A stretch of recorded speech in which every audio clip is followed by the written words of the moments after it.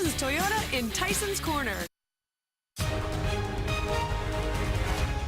Good morning, America. Breaking overnight, health care collapse. Two GOP senators deal a fatal blow to the Republican effort to repeal and replace Obamacare. A major defeat for President Trump. He responds, just repeal it now, replace it later. Brand new details about that bride-to-be killed by police. Shots fired, gun went down. What we're now learning about the officer who reportedly fired from his vehicle as the victim's fiance speaks out. Our hearts are broken. Demanding an explanation, the mayor of Minneapolis joins us this morning. Bombshell claims. The parents accusing superstar R. Kelly of holding their daughter against her will. My daughter's severely brainwashed. Allegations that 6 women are living in cult-like conditions at the R&B star's homes, not free to leave. The Grammy winner now responding. And close encounter, the superstar paddleboarding right above 2 great whites. They're so powerful, you definitely don't want to fall in. Rob Lowe's once-in-a-lifetime adventure captured by TMZ with his son by his side. Live in Times Square, this is GMA with Robin Roberts, George Stephanopoulos, and Michael Strahan. We do say good morning, America. Normally when you see a great white, you go in the other direction. Pretty calm about it. Not Rob Lowe. A very busy Tuesday morning. Major news coming out of Washington. What looks like the death blow to the GOP effort to repeal and replace Obamacare came late last night when 2 conservative senators announced their opposition. It simply can't pass now. President Trump responded with a tweet calling on Republicans to simply repeal Obamacare now and deal with replacing it later. He says Democrats are going to join in, but there is 0 chance of that. But the GOP leader, Senator McConnell, says he will call the repeal vote anyway. That is also all but certain to fall short. As you can imagine, reaction pouring in overnight from both parties. So let's get right to our congressional correspondent, Mary Bruce, on Capitol Hill with the very latest. Good morning, Mary. Good morning, Robin. This is a stinging setback for Republicans, the president, and their signature promise to the American people. Overnight, leader Mitch McConnell conceded defeat, saying it's clear their effort to repeal and immediately replace Obamacare will not be successful. Overnight, a devastating blow to Republicans' signature promise to overhaul Obamacare. 2 key Republicans defecting, announcing they cannot support the current bill. In a statement, Kansas Senator Jerry Moran says we should not put our stamp of approval on bad policy. And Senator Mike Lee of Utah, he says the current bill doesn't go far enough in lowering premiums for middle-class families or roll back enough of the most costly Obamacare regulations. Republicans could only afford to lose 2 votes in order to get the bill through. They've now lost 4. For weeks, Republican leaders tried to bridge the divide within their own party. Look, we need to tackle this problem. But not even pressure from the president could push it over the finish line. We must repeal job-killing Obamacare. We have to do that. We're getting it together, and it's going to happen. So what comes next?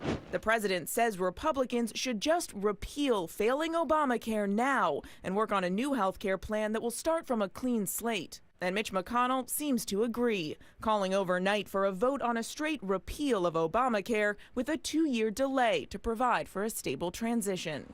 And this morning, Democrats seem to be relishing this moment. Leader Chuck Schumer saying this is proof that the core of the Republican bill is simply unworkable. Robin. So can this plan work to repeal now, replace later? Can it get the votes?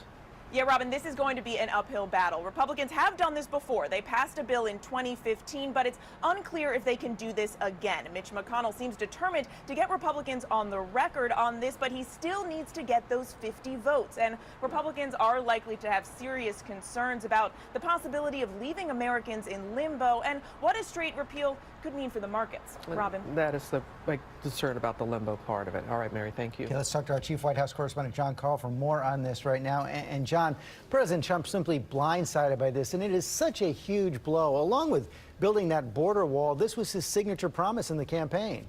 This was his biggest legislative goal this year, George, and those 2 senators, Republican senators, effectively killed it without first calling the White House, letting them know they were going to do it. Now they're on to this Plan B, which Mary's exactly right. This is going to be a very tough lift. But, George, consider this. When the Senate voted on this last, 2015, just a little over 18 months ago, it passed, and it passed with 49 senators who are currently in the Senate, plus one that voted for a similar bill in the House. So theoretically, George, there are 50 Republicans on the record supporting this Plan B, which is simply to repeal it. Yeah, but we both know that back in 2015, that was a free vote because President Obama was going to veto it. Right now, they face the prospect of if they vote for repeal only, according to the Congressional Budget Office, that would mean 32 million people would lose their insurance, even more than the plan that's on the table now. Absolutely, George, and it means completely eliminating all of those subsidies that are helping people buy insurance. It means rolling back all of the Medicaid expansion, so it's much more extreme than what they've been voting on so far. But what they are doing, what this bill will be to repeal it over 3 years. So the actual repeal would not happen for 3 years. So what you'll hear Republicans say is that they will have time to come up with an alternative to pass in the interim, so that when this all goes away, there'll be something to replace it with. Right. But of course, no guarantee on what that would be. Right, and it's very hard to see where they get the votes for this. So is there any talk now of actually reaching across the aisle, working with putting this aside and working with Democrats on a plan to fix Obamacare? Well, that is exactly what Mitch McConnell, the Republican leader, said would happen if this did not pass. But it appears they are going in the opposite direction. They will first do this. If this crashes and burns, and it will be a very hard bill to pass, then I imagine you will see them reach out to Democrats, but that is not happening yet, not at all. Okay, John Carl, thanks very much. All right, George, now to new details about that deadly police shooting in Minneapolis. A bride-to-be killed after calling 911 for help. We're now learning more about the police officer as her heartbroken family demands answers. We're going to hear from the mayor of Minneapolis in a moment, but first, ABC's Lindsay Davis is on the scene there for us with new reporting. Good morning, Lindsay. Good morning, Robin. You can see the alley where she was killed right behind me. Answers are trickling in very slowly. While we still don't know what led up to the death of Justine Damon, we now know what caused it. The medical examiner is ruling her death a homicide from a gunshot to the abdomen. Our hearts are broken, and we are utterly devastated by the loss of Justine. The fiancée of meditation and yoga instructor Justine Damon is now pleading with Minneapolis police, asking them to explain why an officer shot and killed his future bride. Sadly, her family and I have been provided with almost no additional information from law enforcement. The 40-year-old, originally from Australia, is seen in this video from 2015 talking about her spiritual journey. I'm originally from Sydney, Australia, and we have a beautiful tradition there. She was getting married next month, but that all changed Saturday night at 11:28 when she called police to report a possible assault in the alley behind her home. Female screaming behind the building. Just 4 minutes later, officers on the scene reported they'd opened fire. 5:30, I'm 30 feet. Probably 5:30, so CPR.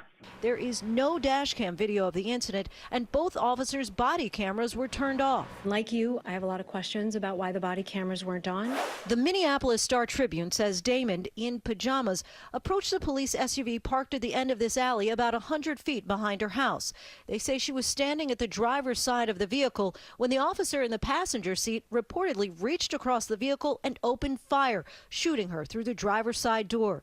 That officer, identified as Mohammed Noor, a 2-year veteran of the force. Noor, a Somali American, joined the Minneapolis police force 2 years ago and has had 3 complaints filed against him. 2 are still open. The 31-year-old has also been sued after a May incident where a woman complained he grabbed her too roughly.